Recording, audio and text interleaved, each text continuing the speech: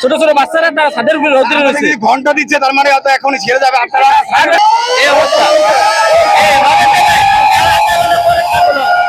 কিন্তু ঈদ যাত্রার কারণে দেখা যায় কোনো টাইম টেবিল থাকে না। বলে দেখতে পাচ্ছি পটুয়াখালীর উদ্দেশ্যে যারা যাবেন তারা কিন্তু এখানে বেশ কিছু জটলা পাকিয়েছেন। আসলে কি কারণ সেটা আমরা একটু জানার চেষ্টা করবো। এবং উপরে দেখতে পাচ্ছেন কানায় কানায় কিন্তু ভরে গেছে।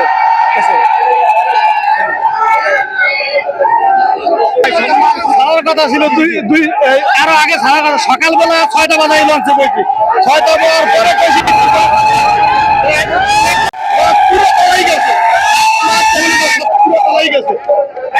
কর্তৃপক্ষ আপনাদেরকে কি বলছে? একটু পরে ছাড়বো, 6টা একটু পরে খালি সময় দেখ। কোন কর্তৃপক্ষ এসে কি বিষয়টা কেবল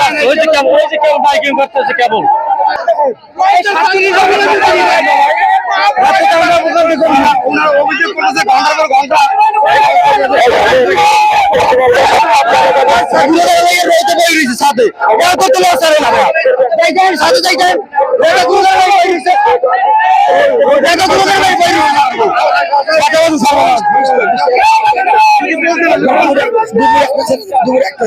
এই যে এত কিছু তারা করতেছে অভিযোগ, এই বিষয়ে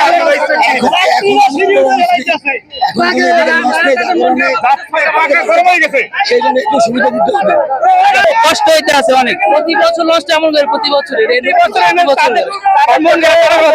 মানুষ মনে করে না তারা করে 6টা বাজে সামনে এসে, আবার কয় 2টা বাজে সামনে, এইভাবে তারা ছোট ছোট বাচ্চারা তারা ছাদের উপরে রোদ্রে রয়েছে। ঘন্টা দিচ্ছে, তার মানে হয়তো এখনই ছেড়ে যাবে। আপনারা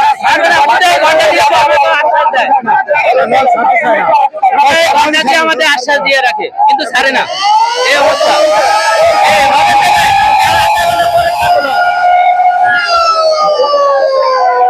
আপনারা শুনছিলেন আসলে এই যাত্রীদের অভিযোগ, তারা কিন্তু সেই ফজরের পর থেকে এসে এই লঞ্চ অবস্থান নিয়েছে, কিন্তু দুর্ভাগ্যক্রম এখন কিন্তু বেলা 1টা বেজে গেছে অলমোস্ট। অনেকে কিন্তু ছাদের উপরে তীব্র রোদ্রে তারা অপেক্ষা করতে করতে তারা কিন্তু ক্লান্ত হয়ে গেছে, এবং এখানে অনেক নারী, শিশু, বৃদ্ধরাও আছে। তো তাদের এই অভিযোগকে কেন্দ্র করে ইতিমধ্যে আমরা দেখেছি যে বিআইডব্লিউ কর্তৃপক্ষ তারা স্টেপ নিয়েছে। তো হুসেনও দিচ্ছে, আমরা আশা করি যে ইতিমধ্যে তারা ছেড়ে চলে যাবে তাদের গন্তব্যের দিকে। এবং যে কারণে এই সমস্যাটা হয়েছে আমরা অনুরোধ করবো একটু সুস্থ ইনভেস্টিগেশন করুন, কারণ এই রোজার মধ্যে কেউ কিন্তু কষ্ট করে এতক্ষণ রমজান মাসে এই তাদের মধ্যে থাকার মতো কোনো পরিস্থিতি রাখতে পারে না।